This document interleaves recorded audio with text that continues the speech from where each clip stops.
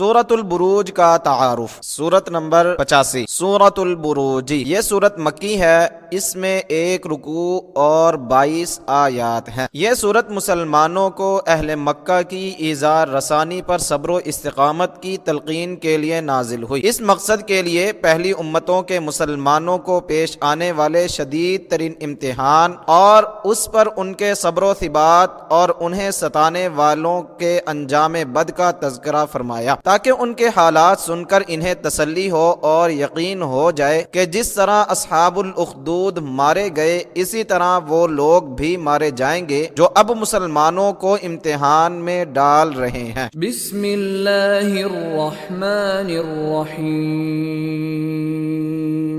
شروع اللہ کے نام سے جو بے حد رحم والا نہایت مہربان ہے۔ والسماء ذات البروج، قسم ہے برجوں والے آسمان کی۔ آیت نمبر 1 کی تفسیر۔ والسماء ذات البروج، البروج برجن کی جمع ہے، اس کا اصل معنی ہے نمایاں اور ظاہر ہونے والی چیز۔ تبرجہ کا معنی بے پردہ ہونا، ظاہر ہونا ہے، اس لیے بلند محل کو برج کہتے ہیں۔ شہر کی فصیل کے بلند حصوں کو بھی برج کہتے ہیں، اور آسمان پر ستاروں کے اجتماع سے جو صورتیں نظر آتی ہیں انہیں بروج کہتے ہیں۔ وہ آسمانی ٹھکانے بھی بروج کہلاتے ہیں جن میں شیطانوں سے آسمان کی حفاظت کے لیے فرشتے پہرہ دیتے ہیں۔ سورج اور چاند کی منزلوں کو بھی بروج کہا جاتا ہے۔ والیوم الموعود، اور اس دن کی جس کا وعدہ دیا گیا ہے۔ آیت نمبر 2 کی تفسیر۔ والیوم الموعود، قیامت کا دن جس کا جزا اور سزا کے لیے وعدہ کیا گیا ہے۔ وشاہد ومشہود، اور حاضر ہونے والے کی اور جس کے پاس حاضر ہوا جائے۔ آیت نمبر 3 کی تفسیر۔ وشاہد و مشہود، شاہد حاضر ہونے والا، مشہود جس کے پاس حاضر ہوا جائے۔ لفظوں کے لحاظ سے اس میں وہ سب لوگ شامل ہیں جو کہیں حاضر ہو سکتے ہیں اور مشاہدہ کر سکتے ہیں، اسی طرح وہ تمام چیزیں بھی شامل ہیں جن کا مشاہدہ ہو سکتا ہے یا جن کے پاس کوئی حاضر ہو سکتا ہے۔ اہل علم نے شاہدن اور مشہودن کی تفسیر کرتے ہوئے جس چیز کو زیادہ اہم یا معروف یا مناسب سمجھا اس کے ساتھ تفسیر کر دی۔ چنانچہ بہت سے صحابہ و تابعین نے شاہدن سے مراد یوم جمعہ اور مشہودن سے مراد یوم عرفہ لیا ہے۔ الفاظ کے عموم سے معلوم ہوتا ہے کہ اس سے مراد ہر وہ فرد ہے جو کہیں حاضر ہوتا ہے، اور حاضری کا ہر وہ موقع ہے جس میں کوئی فرد حاضر ہوتا ہے۔ قتل اصحاب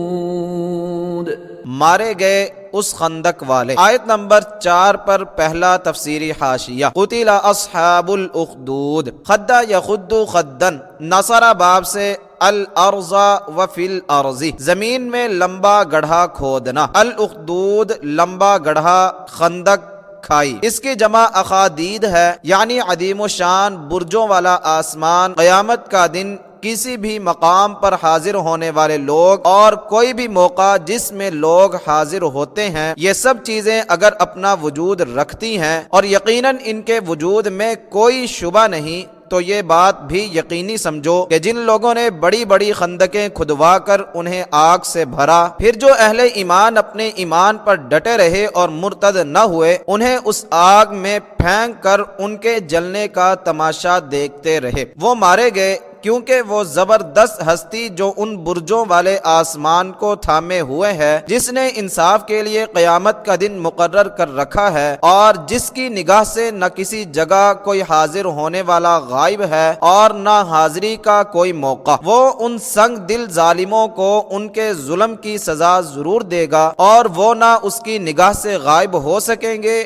اور نہ عذاب سے بچ سکیں گے۔ آیت نمبر 4 پر دوسرا تفسیری حاشیہ۔ دنیا میں ایسے کئی واقعات ہوئے جن میں اہل ایمان کو خندق کھود کر آگ میں جلا دیا گیا۔ سند کے لحاظ سے سب سے صحیح ایک کافر بادشاہ کا طویل واقعہ ہے جو صحیح مسلم میں صہیب رضی اللہ عنہ نے رسول اللہ صلی اللہ علیہ وسلم سے روایت کیا ہے۔ حدیث لمبی ہے، اس کے آخر میں ہے کہ اس کافر بادشاہ کی رعایا کے لوگ مسلمان ہو گئے تو اس نے گلیوں کے کناروں پر گڑھے کھدوا کر ان میں آگ بھڑکائی اور حکم دیا کہ جو شخص اسلام نہ چھوڑے اسے آگ میں پھینک دو۔ چنانچہ اہل ایمان کو ان گڑھوں میں پھینک دیا گیا۔ مفصل واقعہ کے لیے سنیے صحیح مسلم باب قصۃ اصحاب الاخدود، حدیث نمبر 3005۔ حضرت صہیب رضی اللہ عنہ سے روایت ہے کہ رسول اللہ صلی اللہ علیہ وسلم نے فرمایا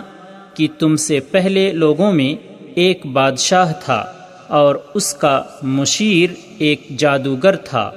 جب جادوگر بوڑھا ہو گیا تو اس نے بادشاہ سے کہا، میں اب بوڑھا ہو گیا ہوں، ایک لڑکا میرے سپرد کرو تاکہ میں اسے یہ جادو کا علم سکھا دوں۔ چنانچہ بادشاہ نے ایک لڑکا اس کی طرف بھیجنا شروع کر دیا جس کو وہ جادو سکھاتا۔ راستے میں ایک پادری کا بھی ٹھکانہ تھا۔ وہ لڑکا جب بھی جادوگر کے پاس جاتا تو پادری کے پاس بھی تھوڑی دیر کے لیے بیٹھ جاتا۔ اسے اس کی باتیں اچھی لگیں، پس وہ جب بھی جادوگر کے پاس جاتا تو گزرتے ہوئے راہب یعنی پادری کے پاس بھی بیٹھ جاتا۔ جب وہ جادوگر کے پاس آتا تو دیر سے آنے کی وجہ سے جادوگر اسے مارتا۔ اس نے راہب کو بتلایا۔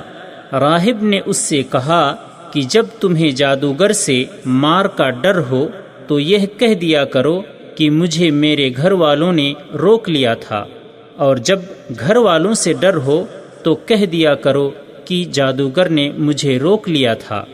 چنانچہ اسی طرح دن گزرتے رہے کہ ایک دن لڑکے نے اپنے راستے میں ایک بہت بڑا جانور دیکھا جس نے لوگوں کا راستہ روک رکھا تھا۔ لڑکے نے دل میں کہا، آج پتہ چل جائے گا کہ جادوگر افضل ہے یا راہب۔ اس نے ایک پتھر پکڑ کر کہا، اے اللہ، اگر راہب کا معاملہ تیرے نزدیک جادوگر کے معاملے سے زیادہ پسندیدہ ہے تو اس جانور کو اس پتھر کے ذریعے سے مار دے تاکہ راستہ کھل جائے اور لوگ گزر جائیں۔ یہ دعا کر کے اس نے پتھر اس جانور کو مارا جس سے وہ ہلاک ہو گیا اور لوگ گزر گئے۔ وہ لڑکا راہب کے پاس آیا اور اسے یہ واقعہ بتلایا۔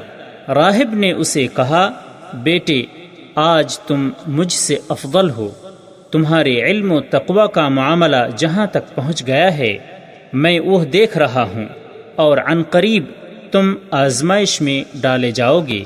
بس جب آزمائش کا یہ مرحلہ آئے تو تم میرا بھانڈا مت پھوڑنا اور میری بابت لوگوں کو مت بتلانا۔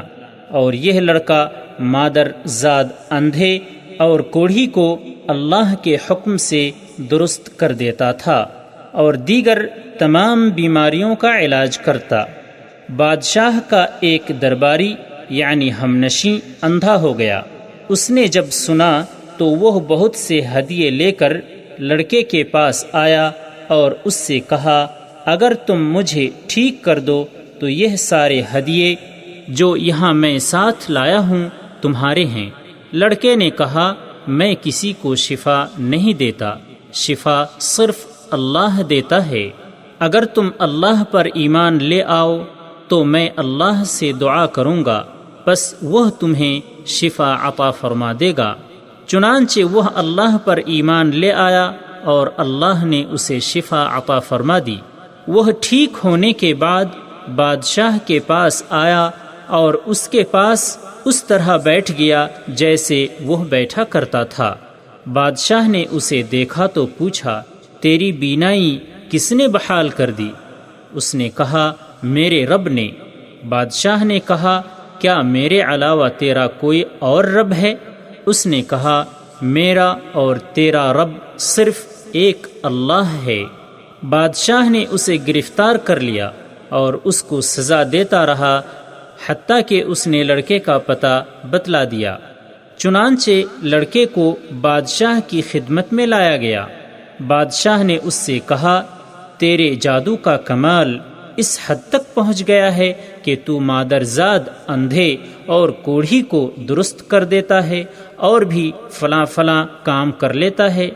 لڑکے نے کہا، میں کسی کو شفا نہیں دیتا، شفا دینے والا صرف اللہ ہے۔ بادشاہ نے اسے بھی گرفتار کر لیا اور اسے سزا دیتا رہا حتیٰ کہ اس نے راہب کا پتہ بتلا دیا۔ پس راہب کو پیش کیا گیا۔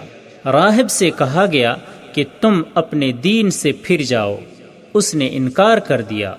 بادشاہ نے آرا منگوایا اور اس آرے کو اس کے سر کے عین درمیان یعنی مانگ والے مقام پر رکھ دیا گیا اور اس کے سر کو چیر دیا، یہاں تک کہ اس کے سر کے 2 حصے ہو گئے۔ پھر بادشاہ کے ہم نشیں یعنی درباری کو لایا گیا اور اس سے کہا گیا کہ اپنے دین سے پھر جا۔ اس نے بھی انکار کر دیا۔ چنانچہ آرا اس کے سر کے مانگ والے مقام پر رکھ دیا گیا اور اس کے سر کو چیر دیا، جس سے اس کے سر کے بھی 2 ٹکڑے ہو گئے۔ پھر لڑکے کو پکڑ کر لایا گیا۔ اس سے کہا گیا، اپنے دین سے پھر جا۔ اس نے انکار کر دیا۔ بادشاہ نے اسے اپنے چند خاص آدمیوں کے سپرد کر دیا اور کہا کہ اسے فلاں فلاں پہاڑ پر لے جاؤ، اس پر اسے چڑھاؤ۔ جب تم اس کی چوٹی پر پہنچ جاؤ تو اس سے اس کے دین کی بابت پوچھو۔ اگر یہ اپنے دین سے پھر جائے تو ٹھیک ہے، ورنہ اسے وہاں سے نیچے پھینک دو۔ چنانچہ وہ اسے لے گئے اور اسے پہاڑ پر لے کر چڑھے تو لڑکے نے دعا کی، اے اللہ، تو ان کے مقابلے میں جیسے تو چاہے مجھے کافی ہو جا۔ چنانچہ پہاڑ لرزا جس سے سب نیچے گر گئے۔ لڑکا بادشاہ کے پاس آ گیا۔ بادشاہ نے اس سے پوچھا، تیرے ساتھیوں نے کیا کیا؟ یعنی کیا انہوں نے تجھے پہاڑ کی چوٹی سے نہیں گرایا؟ لڑکے نے کہا، ان کے مقابلے میں اللہ تعالی مجھے کافی ہو گیا۔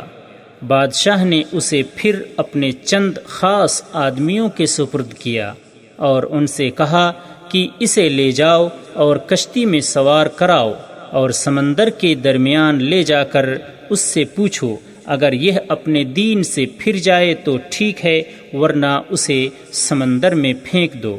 چنانچہ وہ اسے لے گئے۔ اس نے کشتی میں بیٹھ کر دعا کی، اے اللہ، ان کے مقابلے میں جیسے تو چاہے مجھے کافی ہو جا۔ چنانچہ کشتی الٹ گئی اور سب پانی میں ڈوب گئے۔ یہ لڑکا پھر بادشاہ کے پاس آ گیا۔ بادشاہ نے اس سے پوچھا، تیرے ساتھیوں نے کیا کیا؟ یعنی انہوں نے تجھے سمندر میں نہیں پھینکا؟ لڑکے نے کہا، اللہ تعالی ان کے مقابلے میں مجھے کافی ہو گیا۔ پھر لڑکے نے بادشاہ سے کہا، تو مجھے اس وقت تک قتل نہیں کر سکتا جب تک تو وہ طریقہ اختیار نہ کرے جو میں تجھے بتلاؤں۔ بادشاہ نے کہا، وہ کیا ہے؟ اس نے کہا، تو ایک کھلے میدان میں لوگوں کو جمع کر اور مجھے سولی دینے کے لیے ایک تنے پر چڑھا، پھر میرے ترکش سے ایک تیر لے کر اسے کمان کے چلے پر رکھ، پھر یہ الفاظ پڑھ کر اللہ کے نام سے جو اس لڑکے کا رب ہے مجھے تیر مار۔ جب تو ایسا کرے گا تو مجھے قتل کرنے میں کامیاب ہو جائے گا۔ چنانچہ بادشاہ نے لوگوں کو ایک میدان میں جمع کیا، اسے سولی دینے کے لیے لکڑی کے ایک تنے پر چڑھا دیا، پھر اس کے ترکش سے ایک تیر لے کر اسے کمان کے چلے پر رکھا اور کہا، بسم اللہ رب الغلام، اللہ کے نام سے جو اس لڑکے کا رب ہے، اور تیر پھینکا۔ تیر اس کی کنپٹی پر لگا۔ لڑکے نے اپنا ہاتھ اپنی کنپٹی پر رکھا اور مر گیا۔ لوگوں نے جب یہ ماجرا دیکھا تو رب کائنات کی حقیقت اور الہ واحد کی توحید ان کی سمجھ میں آ گئی اور بے اختیار پکار اٹھے، ہم اس لڑکے کے رب پر ایمان لائے۔ لوگوں نے بادشاہ سے کہا، بادشاہ سلامت، آپ جس چیز سے ڈرتے تھے اللہ کی قسم وہی ہوا اور آپ کا خطرہ سامنے آ گیا۔ سب لوگ اللہ پر ایمان لے آئے ہیں۔ چنانچہ اس نے حکم دیا کہ سڑکوں کے کنارے خندقیں کھودی جائیں، پس وہ کھودی گئیں اور ان میں آگ بھڑکا دی گئی۔ بادشاہ نے حکم دیا، جو اپنے دین سے نہ پھرے اسے اس آگ میں جھونک دو، یا اس سے کہا جائے آگ میں داخل ہو جا۔ انہوں نے ایسا ہی کیا، حتیٰ کہ ایک عورت آئی جس کے ساتھ بچہ تھا، وہ آگ میں گرنے سے جھجکی تو اس کے بچے نے کہا، اماں صبر کر، یقیناً تو حق پر ہے۔ تفسیر ابن کثیر میں مومنوں کو آگ میں جلائے جانے کے مزید واقعات بھی موجود ہیں۔ النار ذات الوقود، جو سراسر آگ تھی، بہت ایندھن والی۔ شیخ حافظہ اللہ نے اس آیت کی تفسیر بیان نہیں فرمائی۔ اذ هم علیہا قعود وهم على ما يفعلون بالمؤمنين شهود، جب وہ اس کے اوپر بیٹھے ہوئے تھے اور وہ اس پر جو وہ ایمان والوں کے ساتھ کر رہے تھے گواہ تھے۔ آیت نمبر 6 اور 7 کی تفسیر، اذ ہم علیہا قعود، یعنی کنارے پر بیٹھ کر ان کے جلنے کا تماشا دیکھ رہے تھے۔ انہیں جلتے ہوئے دیکھ کر بھی ان کے دلوں میں کوئی نرمی پیدا نہیں ہوئی۔ اس طرح کے واقعات کافر قوتوں کے زیر سایہ آج بھی ہو رہے ہیں۔ مثلا انڈیا، برما اور افریقہ وغیرہ میں مسلمانوں کو زندہ جلانے کی خبریں تواتر سے آ رہی ہیں۔ ان کا انجام بھی اصحاب الاخدود کی طرح ہوگا انشاءاللہ، مگر ان مظلوم مسلمانوں کو کفار کے ظلم و ستم سے بچانا دنیا کے تمام مسلمانوں پر فرض ہے، جس کی ادائیگی میں کوتاہی اور جہاد ترک کرنے ہی کی وجہ سے کفار کو یہ جرأت ہو رہی ہے۔ اللہ تعالیٰ کا فرمان ہے، وَمَا لَكُمْ لَا تُقَاتِلُونَ فِي سَبِيلِ اللَّهِ والمستضعفين من الرجال والنساء والولدان الذين يقولون ربنا أخرجنا من هذه القرية الظالم أهلها واجعل لنا من لدنك وليا واجعل لنا من لدنك نصيرا۔ سورہ نساء آیت نمبر 75۔ اور تمہیں کیا ہے کہ تم اللہ کے راستے میں اور ان بے بس مردوں اور عورتوں اور بچوں کی خاطر نہیں لڑتے جو کہتے ہیں کہ اے ہمارے رب، ہمیں اس بستی سے نکال لے جس کے رہنے والے ظالم ہیں، اور ہمارے لیے اپنے پاس سے کوئی حمایتی بنا دے اور ہمارے لیے اپنے پاس سے کوئی مددگار بنا۔ وما نقموا منهم إلا أن يؤمنوا بالله العزيز الحميد، اور انہوں نے ان سے اس کے سوا کسی چیز کا بدلہ نہیں لیا کہ وہ اس اللہ پر ایمان رکھتے ہیں جو سب پر غالب ہے، ہر تعریف کے لائق ہے۔ آیت نمبر 8 پر پہلا تفسیری حاشیہ، وَمَا نَقَمُوا مِنْهُمْ، ان اہل ایمان نے ان ظالموں پر یا کسی دوسرے پر کوئی زیادتی نہیں کی تھی جس کا وہ بدلہ لے رہے ہوں۔ ان کا جرم صرف اللہ پر ایمان لانا، اس پر قائم رہنا تھا۔ آیت میں الا ان یؤمنوا فرمایا ہے جو حال اور استقبال پر دلالت کرتا ہے۔ الا ان آمنوا نہیں فرمایا جو ماضی کا صیغہ ہے، یعنی ان کا جرم یہی نہ تھا کہ وہ ایمان لے آئے تھے، بلکہ یہ تھا کہ وہ اب بھی ایمان پر قائم تھے۔ آیت نمبر 8 پر دوسرا تفسیری حاشیہ، باللہ العزیز الحمید، یعنی ان کا اللہ پر ایمان رکھنا کوئی جرم یا غلط کام نہ نہ تھا، بلکہ وہ اس اللہ پر ایمان رکھتے تھے جو عزیز اور حمید ہے اور آئندہ آیت میں مذکور صفات کا مالک ہے، اور ان صفات کی وجہ سے اس کا حق ہے کہ اس پر ایمان رکھا جائے۔ یہ قرآن مجید کا خاص اسلوب ہے کہ واقعات بیان کرتے ہوئے بھی وہ عقائد کی درستی اور احکام کی وضاحت کا اہتمام جاری رکھتا ہے۔ اس کی ایک مثال یہ آیت ہے، الذي له ملك السماوات والأرض والله على كل شيء شهيد۔ وہ کہ آسمانوں اور زمین کی بادشاہی صرف اس کی ہے اور اللہ ہر چیز پر گواہ ہے۔ شیخ حافظہ اللہ نے اس آیت کی تفسیر بیان نہیں فرمائی۔ ان الذين فتنوا المؤمنين والمؤمنات ثم لم يتوبوا فلهم عذاب جهنم ولهم عذاب الحريق۔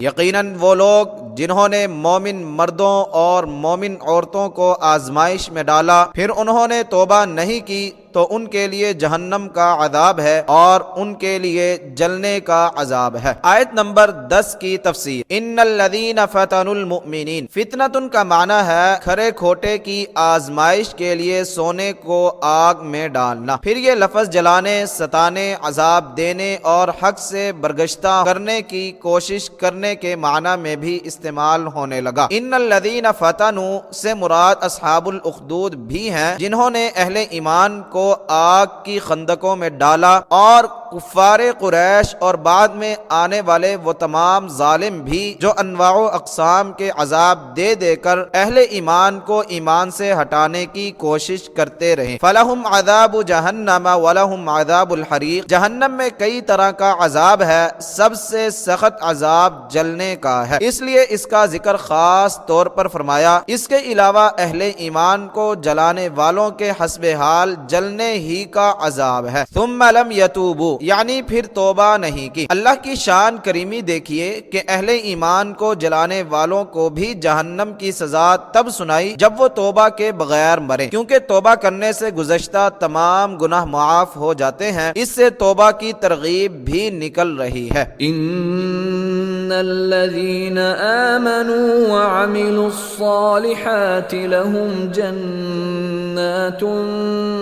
تجري من تحتها الأنهار ذلك الفوز الكبير۔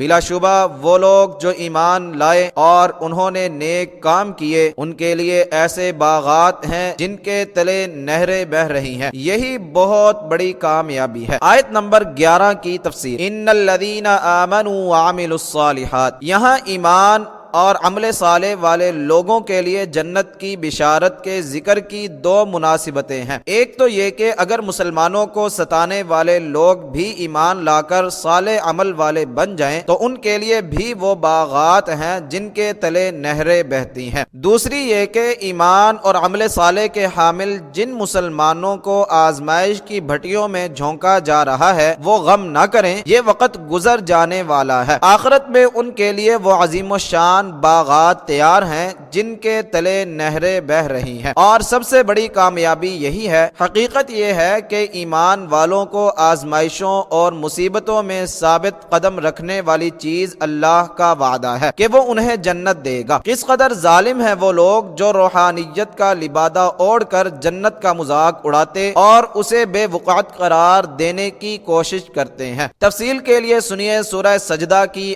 آیت نمبر 16 کی تفسیر۔ ان بطش ربک لشدید،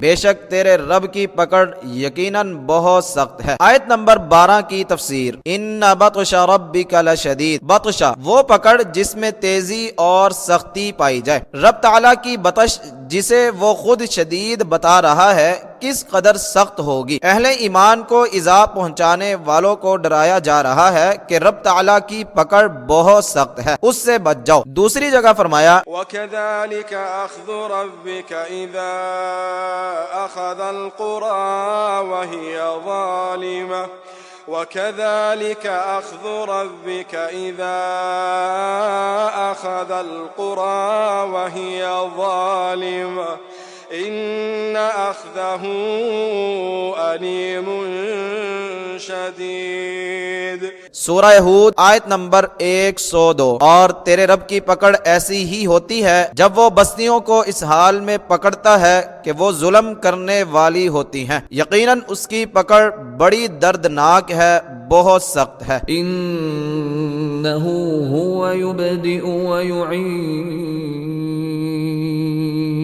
بے شک وہی پہلی بار پیدا کرتا ہے اور یعنی وہی دوبارہ پیدا کرے گا۔ آیت نمبر 13 کی تفسیر، انہ ہوا یبدئ ویعید، یہ نہ سمجھنا کہ دنیا میں تمہارے ظلم و ستم پر باز پرس نہیں ہوئی تو مرنے کے بعد بھی نہیں ہوگی۔ جس نے تمہیں پہلے پیدا کیا وہی دوبارہ زندہ کر کے تمہیں تمہارے اعمال کی جزا دے گا۔ وهو الغفور الودود، اور وہی ہے جو بے حد بخشنے والا نہایت محبت کرنے والا ہے۔ آیت نمبر 14 کی تفسیر، وَهُوَ الْغَفُورُ الْوَدُودُ، اللہ کے قہر و جلال کے ذکر کے ساتھ ہی اس کی صفات رحمت کا تذکرہ ہے کہ اگر تم توبہ کر لو تو وہ بے حد بخشنے والا ہے۔ الودود، ودّ یود ودن، سمع باب سے فعول کے وزن پر مبالغے کا صیغہ ہے، بہت محبت کرنے والا، یعنی وہ بندوں کا دشمن نہیں بلکہ ان سے بہت محبت کرنے والا ہے۔ سزا صرف اس کو دیتا ہے جو سرکشی پر اتر آئے۔ ذو العرش المجید، فعال لما يريد، عرش کا مالک ہے، بڑی شان والا ہے، کر گزرنے والا ہے جو چاہتا ہے۔ آیت نمبر 15 اور 16 کی تفسیر، ذو العرش المجید، وہ تمہاری طرح معمولی اور عارضی اقتدار والا نہیں بلکہ اس عرش عظیم کا مالک ہے جو زمین و آسمان اور ان کے مابین سے بھی بڑا ہے۔ نہ وہ تمہاری طرح کم ظرف ہے کہ معمولی سی قدرت ملے تو ظلم پہ اتر آئے، بلکہ وہ بڑی شان والا ہے، اور نہ وہ تمہاری طرح بے بس ہے کہ مجبور ہو کر اسے اپنے ارادے ترک کرنا پڑے، بلکہ وہ جو چاہے کر گزرنے والا ہے۔ ایسے زبردست قوت والے پروردگار سے تمہیں ہر وقت ڈرتے رہنا چاہیے اور اس کی رحمت کا طلبگار رہنا چاہیے۔ یاد رہے کہ یہاں ذو العرش کے بعد المجید بھی اللہ کی صفت ہے، اس لیے اس پر رفع ہے، یہ العرش کی صفت نہیں ورنہ یہ مجرور ہوتا۔ هل أتاك حديث الجنود، فرعون وثمود، کیا تیرے پاس ان لشکروں کی خبر پہنچی ہے جو فرعون اور ثمود تھے؟ آیت نمبر 17 اور 18 کی تفسیر، هل اتاک حدیث الجنود، یہ جو فرمایا تھا کہ اللہ کی پکڑ بڑی سخت ہے، اسے دلوں میں جمع دینے کے لیے ثمود اور فرعون کے دو قصے جو عرب میں زیادہ مشہور تھے وہ اہل مکہ کو یاد دلائے تاکہ وہ ان قصوں سے عبرت پکڑیں۔ احسن التفاسیر، اس کے علاوہ نبی صلی اللہ علیہ وسلم اور مسلمانوں کو تسلی دلانا بھی مقصود ہے۔ بل الذين كفروا في تكذيب والله من ورائهم محيط، بلکہ وہ لوگ جنہوں نے کفر کیا چھٹلانے میں لگے ہوئے ہیں اور اللہ ان کے پیچھے سے یعنی انہیں گھیرنے والا ہے۔ آیت نمبر 19 اور 20 کی تفسیر، بل الذین کفروا، حق تو یہ تھا کہ پہلے سرکشوں کا انجام دیکھ کر یہ لوگ ایمان لے آتے، مگر یہ الٹا خام خواہ جھٹلانے میں لگے ہوئے ہیں، حالانکہ انہیں یاد رکھنا چاہیے کہ اللہ انہیں چاروں طرف سے گھیرے ہوئے ہے، وہ جب چاہے پکڑ لے۔ بل هو قرآن مجید فی لوح محفوظ، بلکہ وہ ایک بڑی شان والا قرآن ہے، اس تختی میں یعنی لکھا ہوا ہے جس کی حفاظت کی گئی ہے۔ آیت نمبر 21 اور 22 کی تفسیر، بل ہوا قرآن مجید، اور اگر ان کا جھٹلانا اس خیال سے ہے کہ یہ کلام الہی نہیں یا اس میں شیطان کا کچھ دخل ہے تو ان کی یہ بات بھی غلط ہے، بلکہ یہ بڑی شان والا قرآن ہے، اس لوح میں سے اتارا گیا ہے جس کی فرشتوں کے ذریعے سے حفاظت کی جاتی ہے، کسی شیطان کا اس میں دخل نہیں ہو سکتا، اس کے کلام الہی ہونے میں کوئی شبہ نہیں، اگر انہیں شبہ ہے تو وہ بھی اس جیسی کوئی صورت بنا کر لے آئیں، جب یہ نہیں کر سکتے تو اس کے کلام الہی ہونے میں کیا شبہ رہ گیا۔ مأخوذ احسن التفاسیر۔